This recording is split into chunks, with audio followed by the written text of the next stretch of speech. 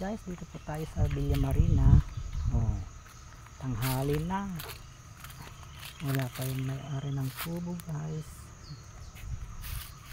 At maayos na sana yung uling.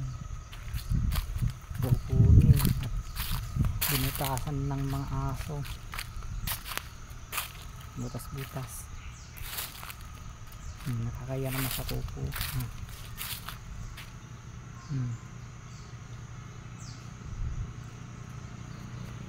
Ganito lang guys ang buhay. Kaya yan, dito tayo sa Bangkag.